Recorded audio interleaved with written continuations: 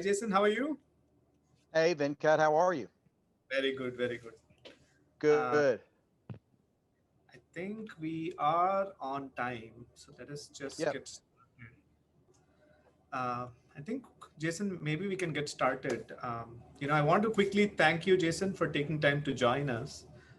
This is part of the webinars that we are doing to help our existing customers and also helping them on different topics. So today, what we wanted to do is discuss about some of these KPIs, which are very important in recruiting, especially from sourcing the time of sourcing a candidate to retention. Just before I get started, I'll just give a brief introduction about myself. My name is Venkat Kolli. I'm the CEO at Oorwin. Um, a little background about Oorwin for people who don't know us. We are a sales, recruitment, as well as HR platform. Primarily, you can do all the activities that are needed from a CRM standpoint, from an ATS standpoint, as well as a HR standpoint. In terms of where we are based out of San Francisco. We have our platforms currently supports customers in US, India, Singapore, and UK right now. Again, I'll let Jason let you introduce yourself and just give a little background to all our listeners as well. Jason, please. Yeah, absolutely. Yeah, Venkat, thank you so much. And Oorwin, I really appreciate the invite. So I've been doing this 25 years in the IT staffing project solutions arena. I'm with Business Centric Technology, and I'm the vice president. We're headquartered out of Dallas and mostly service the DFW Metroplex in Texas. But I've been doing this for quite some time, and I'm just privileged to be a part of the discussion today, Venkat. So thank you so much for having me. Perfect. Thanks, Jason. Before I get started, I just wanted to bring up one thing for everyone, for all the listeners today. There is a Q&A box in your Zoom. So if you have any questions, please go ahead and put your questions in there, and we will try to address them at the end of this session. And also, another important thing is this session is being recorded.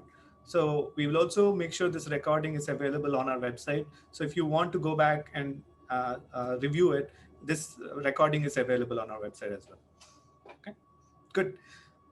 Thanks, Jason. So just to get started, I think this is a very interesting topic. A lot of our listeners are interested to figure out some of these KPIs which are very important, right? And how are recruiters being measured, especially in different areas. So in general, the notion is that there is one common formula or algorithm to measure a recruiter, right? But I'm sure because even recruiting is a very broad subject, there is parts of sourcing, there's part of candidate experience, there's part of onboarding, there's part of retention. So there's multiple areas where a recruiter is involved, right? So to get started, what we wanted to know is we want to get your first thoughts, right, in terms of KPIs. Can you just give us little about your thought of what are like few KPIs that really come on top of your mind, which are really important and people have to think about? Yeah, Venkat, I think it's interesting too. I think as we talk about, agency recruiting, corporate recruiting, retail recruiting, MSP recruiting, there's a common theme in all of the different KPIs that recruiting needs to have, even post COVID in our the new world that we're recruiting in. So I think a lot of those are going to be around pre-screens. I think it's really important that you are measuring whatever you define as a pre-screen, which for most organizations is going to be what is that initial touch and that phone call that you're having. We got to be able to measure those. Right. Those are the most critical part of the recruiting process is going to be the actual screening of the candidate. Um, then we're going to probably want to be able to have some KPIs around what used to be our face-to-face interaction, which now has become, as we know, almost a mandate to leverage video, some kind of video, like we're using a Zoom platform today, whether that's Teams or Skype. You've got to have that not in face, but now virtual face interaction with your candidate, right? As you're taking on part of the screening process. Right. And I think as we look towards those are real critical elements, probably more than ever. Obviously, the submission itself is important, whether that's an internal submission to an account manager or to a sales team or to the client directly. But all of those are critical KPIs, and not just for the recruiter, but for the recruiter's partner, and which would typically be the account manager, and Right. for the organization. For those of us that are the executives, it's important for us to understand that that's got so much meaning for the recruiter and for the account manager, not just for leadership, but for the two of those people in a symbiotic relationship to understand, hey, what's working or not with this customer, and Right. maybe what are some of the trends that we're seeing that we need to be focusing on, right? Right. So I So think that's very important point that you brought up is especially in terms of recruiters, right? Submissions are very important. So I think the aspect of figuring out as a recruiter. So the other aspect with COVID and that has changed the whole world is that everyone's remote, right? And most of the recruiters being remote, what they were doing at an office, right? Just making the calls, reaching out to potential candidates, that has mhm. gone back to their houses right now, right? Yep. So the biggest aspect right now is a lot of companies that we talk to are bringing up the challenge is how do we measure productivity of our recruiters, right? Because our recruiters are at home and we don't see them. Like when they are in the office, you know that, oh, the guy or the lady is working for X amount of hours and they probably gave us 50 submissions. I can see them. But what happens is now being everything being virtual, and a lot of companies have a lot of huge number of recruiters, right? So how do you Yep. manage and measure that? I think it's a very important component that's come up. Especially one factor that you brought up is the calls that they make, right? Like the number of calls that they make. Now, amount of productivity that comes out is measured as one of that is what we are seeing. And other thing is what most customers, I'm sure, if anyone is an owner of a consulting or staffing company, what they want to figure out is what is how many hires were made, right? What are the number of placements that are happened? So right now, that is being very difficult because what happens is when they try to like when you look at what happens in a month, right? So there are different phases of the interview or the sourcing and submission. What happens is people are not getting one clear view. So that's been a big challenge is what I've seen. Correct. Yeah. Also, I think what I wanted to today, I want to understand from you is we do see that time to hire is a very important aspect right now, right? Because especially it's so competitive. So we want to understand from you what is the criticality in your terms for a time to hire aspect of KPI. Yeah, so that's a great question, Venkat. I think the time to hire is really critical. It has always been. It was critical before COVID. It's just as critical now. You got to understand too, and before COVID, IT unemployment around most of the country was somewhere around 1 to 2%, where general unemployment was 3.5 to 4.5%. So obviously the spike has jumped. General unemployment had jumped substantially, but IT employment had only gone from 1 or 2, maybe to 4.5 to 5%. So Right. there's still an incredible demand for IT professionals. There's still a short supply on the market, even though some were affected through COVID that came on the market. But the really good people, their ability to be around for opportunities is still not there. They're moving quickly even if they're on the market. So one of the things that we look at as a KPI metric is what is the time of submittal to interview. And submittal to interview is really important, right? Because what we're trying to track is we're trying to track how quickly can we get the customer engaged to interview the quality candidate that's in front of them, that's been through the process. And I think that's one of the most important KPIs you can measure, even above interview to hire, right? Is that submission to interview? Because what it's telling you is it's telling you how quickly is your customer moving, you know, how that's a real huge trigger in the equation of the recruiting to understand which customers are working efficiently and which ones aren't, right? And it's a good thing to be able to have a candid conversation with your customer as Right. recruiter or salesperson to say, listen, Mr. or Mrs. Client, right, we need to have some conversations, right? Right. Our submittal to interview ratios are X, and if you're tracking them, those are data points that your client needs to know because they're busy, they're in COVID just like the rest of us, they have children and pets running across the room, and they Right. need to know, hey, listen, I'm losing talent, and I appreciate you letting me know that because of the submittal to interview ratio. Correct. Um, and it's a really great tool. So if those that aren't sharing their metrics with their customers, you Mhm. should be, and you should be helping them understand what's the industry standard for success, and then helping them make sure that they're measuring to that. Because your really good clients, they want the same thing. They're Right. wanting you to locate and get them talent, and then be a part of helping to win that pace. So Right. Right. Agreed. I think that's a very important topic. Other thing that I wanted to bring up is quality of hire, right? How do you measure quality of the hires that are being made? So that is a metric that how do you monitor that? yeah, so the quality of the hire for most of us, right? Unless you're purely in a VMS business, and that particular model is sort of enforcing numbers, right? Right. But for any of us that have direct access business or work through an MSP, or um, that, even in a VMS, you still are trying to find the best quality candidate, right? So the best way to measure that is to really look at your once you have placement, and whether that's contract or contract to hire or even full time, you're needing to understand your terms, and you're Right. needing to really be able to measure.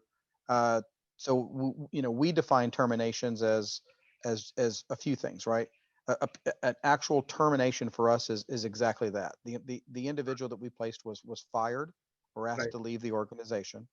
We've Right. also designated one as a resignation with what we call with cause, which Yes. means they left and they got a great opportunity they couldn't turn down. They gave a 2 to 3 week notice. They left on a good notice. And then we do resignation without cause, which typically means they just left the customer with no notice, right? Right. Yes. Um, and what we're trying to track a lot of different things, right? But again, it's a great KPI to have with your customer, and to go back, especially if there's trends. The first thing I want to do if I'm seeing a trend is I want to look internally. Okay, guys, girls, what is broken? Is there something going on with the process? Did we not follow process? Are we skipping steps? Right. Because there's some trending with our quality of our placements. So Right. internally, do we have an issue? Okay. Then secondly, what can happen is there can be that can be a trend at your customer, where you can be a true strategic partner and sit down and say, listen, there is a trend in this group of people resigning or something. And when we're getting feedback, right, Right. there's some things I think you need to take a look at. We maybe need to pause, because we're in this cycle. Maybe there are some things that need to be fixed within the team of the Correct. organization before we put Right. any more placements there. So your quality of placements is everything. And Right. Venkat, in speaking to that, I think there's so many more extra steps we need to take now, our organizations, Right. post COVID. I don't have the luxury to meet the person in the office. I can't really, um, so we have to take extra steps with video interviews. That's Um, that's just with us. That's just with our organizations as our screening process. And right. then our customer has to do the same. Right.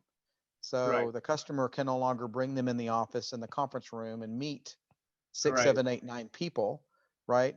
So I think in the beginning of this was very taxing for the candidate. It was very taxing for our customer.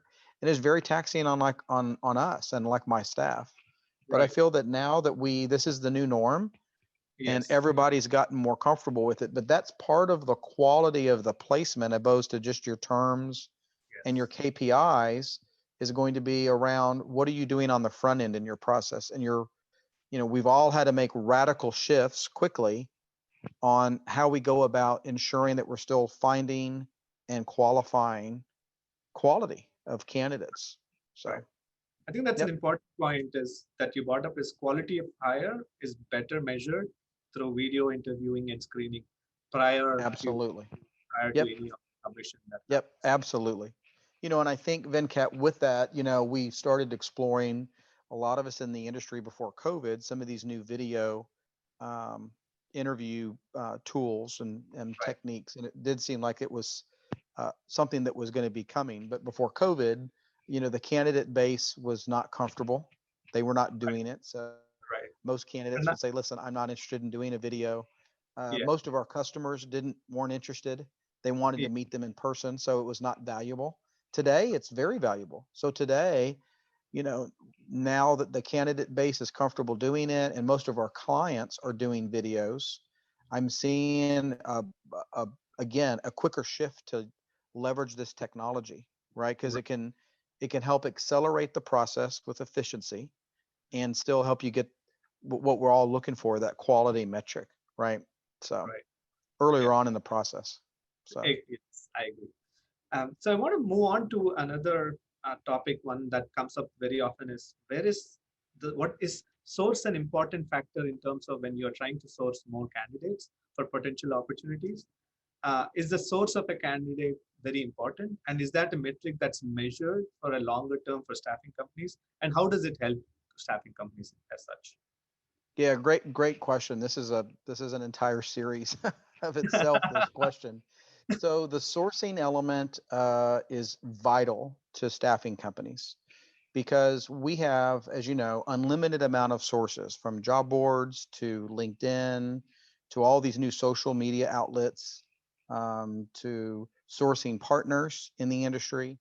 So, we all have budgets. We don't have an unlimited checkbook. So I think it's really important that you diversify your sourcing Mhm. and you spread that across multiple different medias.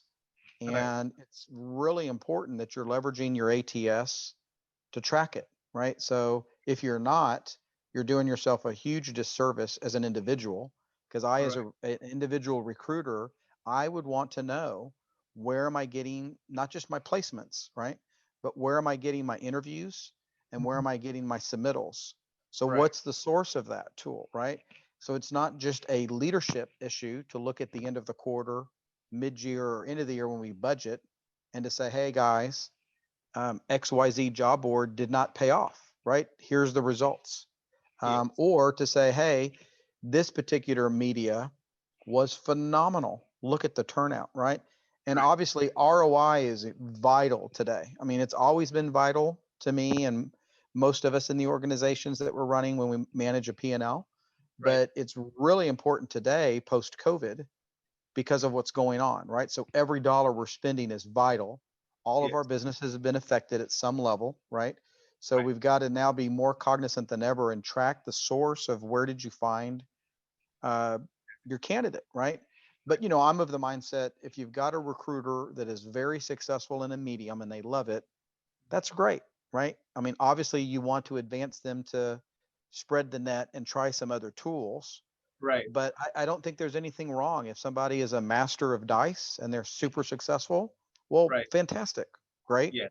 Yes. Um, because I think as recruiters, we're all creatures of habit, so we get very comfortable in a certain medium or tool, and if we're having great success with it, that's wonderful. But I think diversity among your sourcing Mhm. tools is Right. pretty critical. So Correct. I think that's an important point that you brought up is sourcing. Traditional sourcing also needs to change, right? Like yeah, if you are used to sourcing from Dice or Monster or any of these larger job boards, there's also innovative ways of finding new sourcing candidates. You can go into different mediums in terms of social media, or as simple as blogs, right? So some of them write blogs. Some of these developers who are very engaged, these candidates are good at their technology. They are engaged in technology discussions, forums, different places. So there's a different way in which you can also go and find potential candidates. But I think that's a good thing because source is always helps you measure. It's like, where did I get my lot of my candidates and how do I improve on top of it, right? So right. that's a very good point. So Yeah. I'll just move on to another important aspect that just comes up very often is how do you measure cost per hire? Like, what is the way to measure it? Yeah, that's wonderful. Also, it's another great tool uh, prior to COVID and post COVID. I think your cost per hire is critical. And as an organization, you really need to understand what that is. So, and when you look at your cost per hire, right, um, as a recruiter, your cost per hire is really going to be in what tool did I use to leverage that, right? As a salesperson, it's going to be your cost per hire is going to be what was the time frame and the tool that I used to get the lead, Mhm. right, to find the job. But Right. as an owner or a leader of the organization, we're looking at all of those things, right? So I always tell a customer, for example, for on a full-time placement, listen, the moment you engage me, right, and we've signed the paperwork and you engage me, I need to know it's budgeted and approved and you're ready Right. to go. Because on a Right. contingent search, there is thousands of dollars being spent, right? The recruiter, the salesperson, the tools, the software, salaries. Yes. I'm spending money on your behalf, right? And I'm not paid until someone's placed, Right. and then we get the placement fee, whatever the net terms that you've negotiated. So the cost per hire, you've got to look at as an organization. If you don't understand what your cost per hire is, you really need to figure that out, right? So we as an organization did this a few years ago, and we sat down to figure out what is the total cost per hire for every single person, right? So as a consultant, if I place a contractor, there is a dollar amount that is Right. my entire overhead, right? That is built in. It's not just the burden, right? It's not just your payroll burden and whatnot, but we have come up with a number that we've estimated that covers cost of the office and overhead and tools and salaries and back office and Right. right. And you really need to know what that is, right? Because there's this, I think there's a false sense of, well, my cost per hire is whatever my burden is. And Right. that's not the case, right? That's one Yeah. element.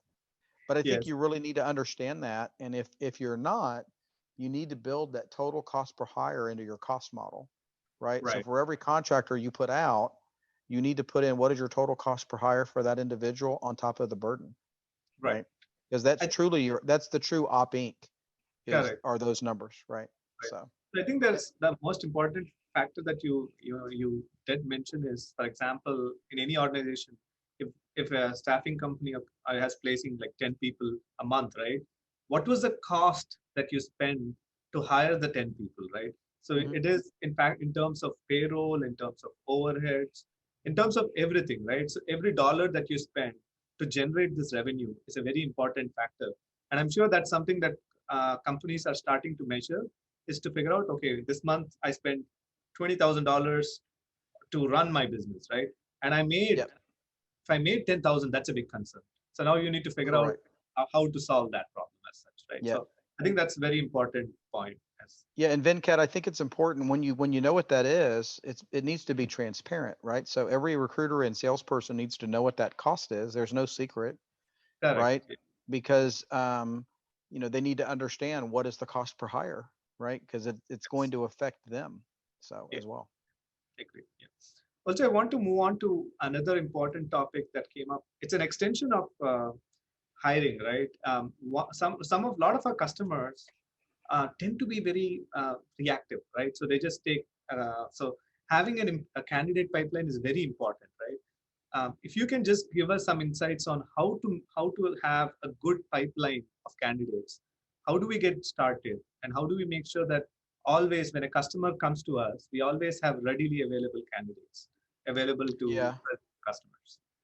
Yeah, Venkat, it's vital. So it's another, you know, um, before COVID and after COVID, right? Having a pipeline of your candidates as a recruiter is just incredible. I mean, at the end of the day, when a customer engages me, what Mhm. they're really engaging for is they're engaging for my recruiters relationships that they've already established and hopefully built and already vetted in their pipeline, right? So it, to back up on how you would even get there, right? So we have a very mature pipeline and what we call MPCs, which are most placeable candidates. And Right, they haven't even paid off for our current customers. So right before the call, closed an opportunity with the customer for with one of our pipeline SharePoint SMEs with the CIO. He didn't really know what he needs. So I right, sold somebody to come in for initially a couple weeks and do an assessment. And then right, he'll probably stay on to do the work, right? But that was because of our pipeline. He's a known quantity to us and he's available. right, But the magic is when you get a real good program, then you can take your most placeable candidates, your NPCs, and then your sales team can send that out to prospects. And it creates interest on, hey, I'm interested in talking to this person. Or I don't have a need for a Java developer, but do you guys do project managers? Because I have a need, right? right, So it's really powerful. But as a recruiter, whatever your tool is, whatever the ATS tool is, and most of the tools today allow for this, you need to go into your ATS and have the tool work for you and right. create whatever the tool calls it. Like we use Bullhorn, and in Bullhorn it's called a tear sheet. I know Orin's got got a Yes, identical feature, and right, you'd be able to go into the tool and create your pipeline. And the pipeline itself will work magic, because then you've got, with all the specialties today, as you know, just within .NET now, we have 6 or 7 different types of .NET candidates. So Right. create your pipeline within each of the skill sets. Right. And then that's the magic. So when the customer comes to you and says, hey, we need a Java developer, but with this specialty, right? Well, you've got your 15 people, hopefully within the pipeline. Right. You've already screened them. You've already interviewed them, right? And now talk about the power, because every time we get a need, what does the customer need? They needed it yesterday, right? And you Yes. may have 2 competitors. So the Yes. power of the pipeline is speed to market and getting the quality of what you're wanting, because you've already done the process before you have the position, right? Right. Right. So Right. Yeah. So that's an important aspect, is having a healthy pipeline of candidates is always good. And so coming to a little extension of that is there is in 2019 and 18, we've seen a lot of customers have these challenges. They send offer letters, but the acceptance has not been that high. There's been a lot of drop offs, right? Is that an important aspect of measuring to make sure that candidates don't drop off and make sure there's a higher acceptance? And how can staffing companies make sure that there's higher acceptance of candidates as well? And why is candidate engagement an important aspect of yeah, then get another vital element in the business. So I think before COVID, when you had 1 to 2% unemployment, um, that defines it right there, right? There's a tremendous demand and the supply is very limited, and everybody has many, many options, right? Even as a contractor, people are having multiple options. So, so for the last few years, as the market has been so strong and so tight, a lot of the things that we've had to do on the staffing side is we've really had to spend a lot of time locking the person down, on all of those, what we call those moats, right? Those important elements, around the money and the acceptance, and making sure that we really understand the drivers and what's important to the candidate. right? For organizations that don't do that, I think they're going to have a much higher rejection rate where the candidate doesn't accept. But you need to be managing that. So again, leverage your ATS. Like Oorwin does a great job with this, of being able to manage um, the offer and the offer decline or offer acceptance. And Right. again, it's something that you need to look internally first and foremost. If you're having a high rejection rate where people are backing out or not accepting, well, guys, what's happening internally, right? Did we not have them locked on rate? Did we not understand that the location was an issue? Why not? Why didn't we understand that? Um, and then it's something to go to the customer with. Again, these KPIs are for your client to go and Right. say, guys, we're having a really high level of rejections, right? So we've had conversations with you from the beginning of the search. Perhaps maybe the rates are too low based on the market's driving it. Here's the data. So we Right. really need to look at either upping the rate, or if you have a budget, then we need to decrease what we're looking for in terms of experience. But That's I correct. think that the post-COVID, the rejection rate is not as high, Yes. because the unemployment's increased, right? Right. People have been affected. But I caution that, because I think it's a temporary number, Mhm. because as people have been caught off guard and wanting to get back into the workforce, we're going to see those start to increase if you don't keep monitoring the pulse of what that is. So, Yes. Yeah. yep. Agreed. So I think that's a very important point. Also, there is this question that comes up: is who should monitor these KPIs? Like, we are talking about KPIs today, but who's the one person responsible in an organization? And is it a recruiter's job? Is it a recruiting manager's job? Is that management's job, right? Who should be making sure that KPIs are met? Who's Yeah, responsible? yeah. So I think so. KPIs, it needs to be something that needs to be an organic thing for the organization. I mean, obviously, you think of KPIs initially, and you think of, well, leadership. It starts at the top, right? As the leadership of the organization, CEO, VP, down to director, branch manager, recruiting manager, or sales manager, but it needs to be part of the fabric of the organization. And it really needs to be something that's not a mandated thing. If I have KPIs that we're mandating to the team, and recruiters and sales are resisting and frustrated, not understanding, then we're not monitoring the right KPI, right? Right. Or we haven't really defined the importance of what the KPI is. In our organization, it is really the manager's role to sort of inspect what you expect, right? So to be able to look at those KPIs weekly and monthly and quarterly, but it's something that the recruiters and the sales team are. I mean, it's a fabric of what they're doing. What's wonderful is the recruiting and sales team can get together and go, hey, we need a timeout. We need to get together because look at what's happening with Mhm. these submittals, right? And we're missing something, right? So Right. either I'm missing something on the candidate side, or maybe we need to get the hiring manager back on the phone because we misinterpreted something.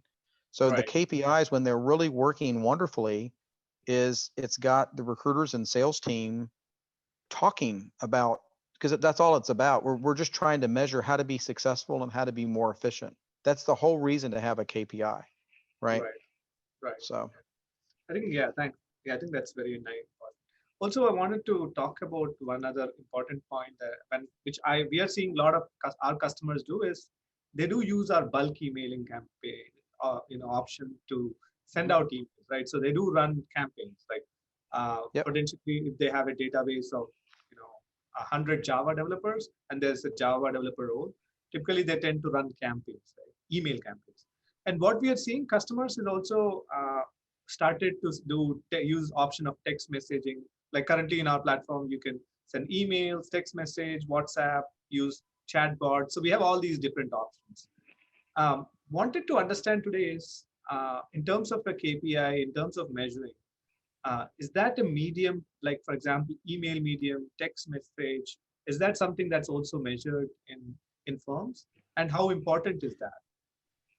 Yeah. So it typically has been something in most staffing firms that we haven't measured, right?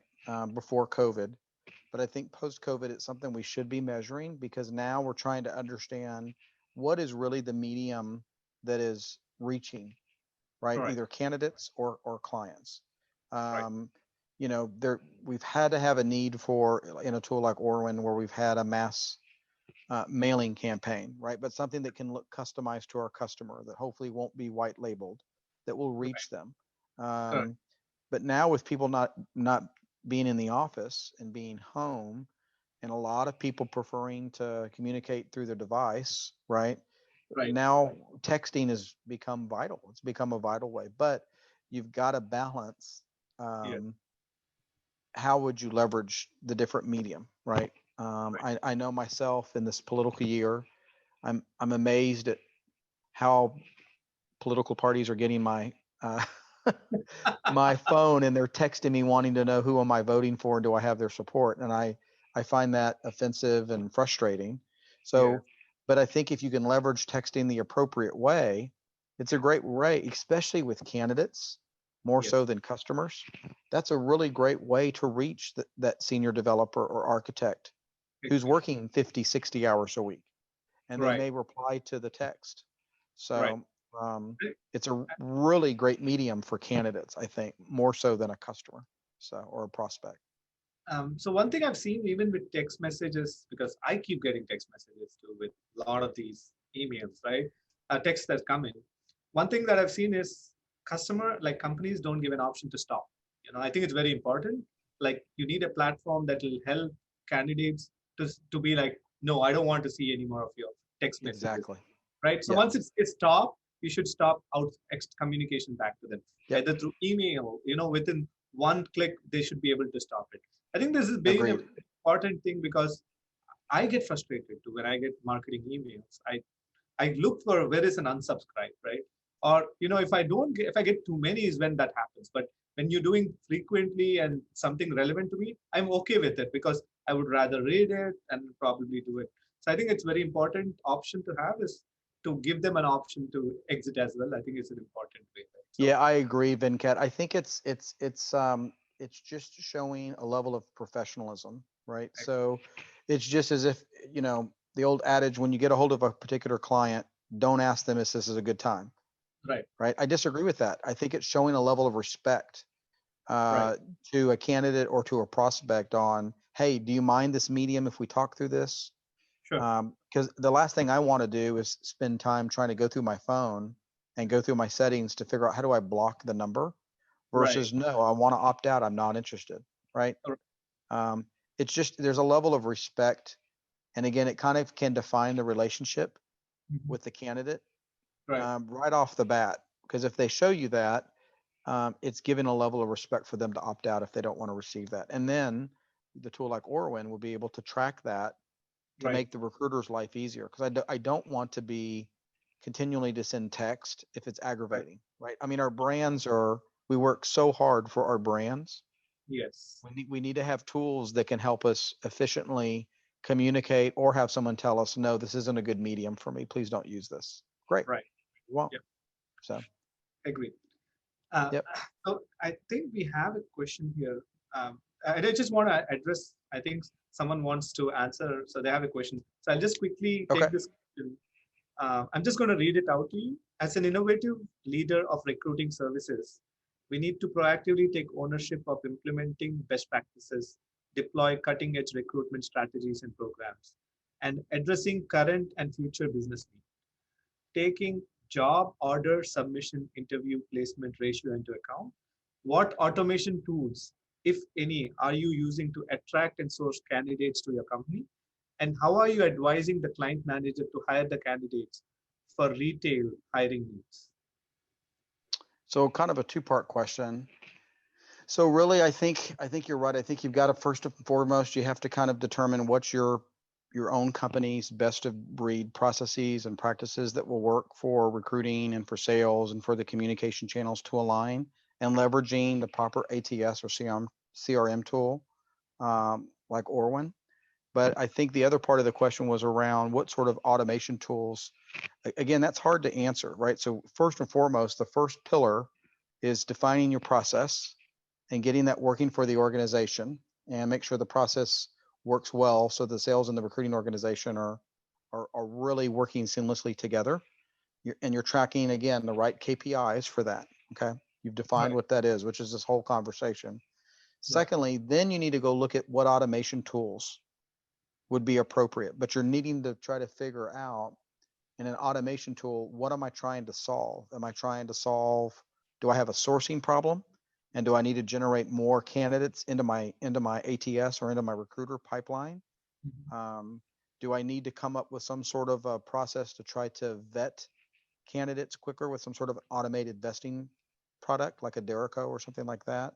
right, Um, so I think the organization needs to determine, that's the second pillar is the automation piece, and then the third pillar of that is leveraging your process that you've defined, leveraging the automation tool to get the proper output. But the key among all those three pillars is this conversation is your right. KPIs, because you've got Yes, to measure the right KPI from the beginning of getting the right candidates all the way to the placement.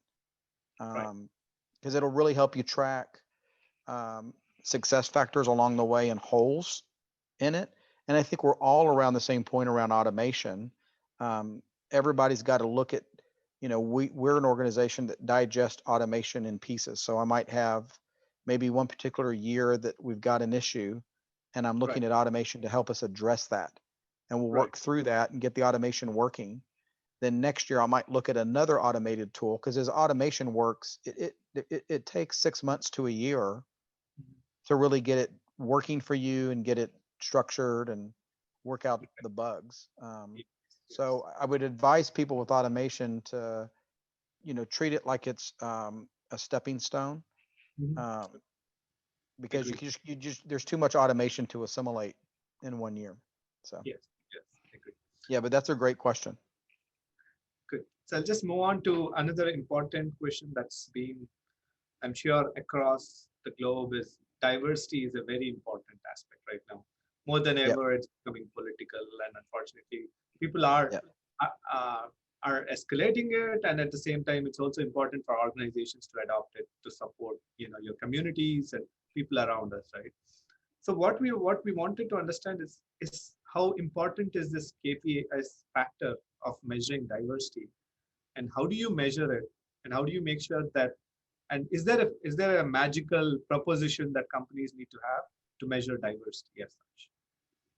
Yeah, diversity, even before the political climate today, has always been important. As a staffing firm, it has always been important in our industries for 20 years to really understand diversity and make sure that we have a diverse workforce. And I think depending upon the organization, and this is before COVID and before the current climate, right? You know, I've been privileged to work with many organizations that every single one of them, diversity is something that's important to them. Some are more mature in their diversity journey than others, on how they're tracking it and how they're monitoring it. But it's a real important element. I mean, at the end of the day, we want to ensure that we're hiring the right person for the job, regardless of background or ethnicity or any of that, right? But we have to have a tool, and again, KPIs, the conversation. We don't know where we are in our diversity journey if we're not measuring it, right? Right. Someone Right. can say, well, we're doing great in diversity. Well, are you? What are your numbers? I don't know. Well, how do you know that, right? So I think it's really important that every organization is monitoring their diversity in terms of, and again, it's not just the hire, it's not just the placement, but it is the submittals, it's the interviews, right?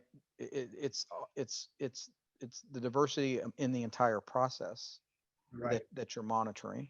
Um, and some of the really big organizations and some of the big MSPs, that's that's one of the selling features for a customer, is to Right. engage the MSP because they have a very robust diversity tracking system Right. that can help track their diversity, and not just their diversity, but some are around their diversity spend. It's very important for them based on grants or other things that they need to be able to track that with programs that they've committed to contractually, that they're tracking those numbers, Yes. right? Yes. So I think it's real important, and I think it's more important than ever today with the climate. Yes. But I can say that I'm proud of the staffing industry. I think that we've really been ahead of this before the current market of tracking our Mhm. diversity and our hires, right? Right. So Agreed. Yes. And so other than, so in an extension for the same thing that I had is, like, is there a magical number?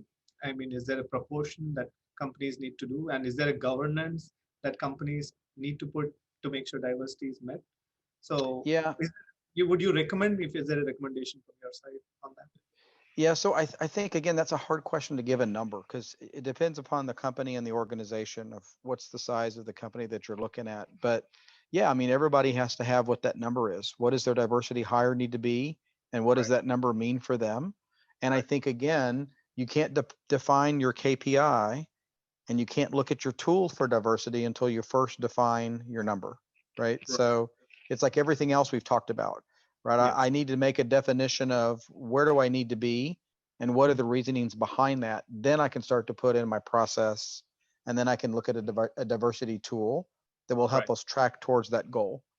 Right. So, Yeah. but that number is going to be different for a lot of different people. It depends. I think some people do an incredible job around their diversity and their hiring, and I think other people are not doing a good job around it, right? Yes. But again, if you're not tracking it, you have no idea. You could be doing an incredible job, but if you're not tracking it, you really have no idea what you're That, doing. So, that's yeah.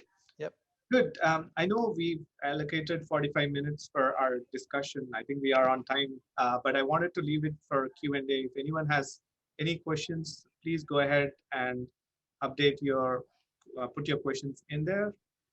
We will wait for a minute, but if not, we would want to thank Jason for taking time to talk to us. I think most important thing is this KPIs are very important, right? More than ever right now, especially everyone being remote, you need to have something that you can measure to plan, measure, and report, right? So there's Yep. multiple parts of it. Even these KPIs need some planning. It's not like I put a number out there and it's done. It's not done, right? You also need to measure. It could be, you can do weekly, you can do monthly, you can do quarterly, even annually. You need to have like a plan of KPIs. You need to measure it and also evolve it over the period of time, right? Maybe last week I had a KPI to do this, and next week I could probably be like, oh, I need to refine my numbers so that I can improve it. So I Right. think the whole process needs to be there, right? From planning to monitoring to execution. So I think a lot of companies take this very important as a priority now, and they're starting to measure these as well. Yeah. Yeah, I agree, Venkat. I think it's important that you define it. And I think you mentioned it that um, it needs to be something that's fluid within the organization, right? Yeah. So, I mean, COVID has taught us all a very hard lesson that you've got to be able to change quickly. Right. Um, so you need to be able to. We really changed our KPIs on what we were monitoring because we were physically forced to. I couldn't physically meet people, right, on the client or the Right. candidate side. So I think if you don't allow that KPI to morph and change with the business, Mhm. then then you're just about as bad shape as you are if you're not even tracking or defining the KPI, right? That's right. So, Yeah. Perfect. Perfect. yep. Good. So I don't think we have too many questions here, but just so for that, offer an update for all listeners. This video is being recorded and it will be available on our website. But again, I want to thank you, Jason, for taking time to meet us. We really appreciate all your insights. I think it's been really productive today, and we thank you for taking time today to meet us. Yeah, you're welcome. Thank you, Venkat and Orwin. Very near and dear to my heart are KPIs for sure. Yes. Thanks, Jason. And thanks everyone for joining. I'll talk to you Thanks, soon, Jason. everybody. Talk to you Thank you. soon. Bye. Bye bye.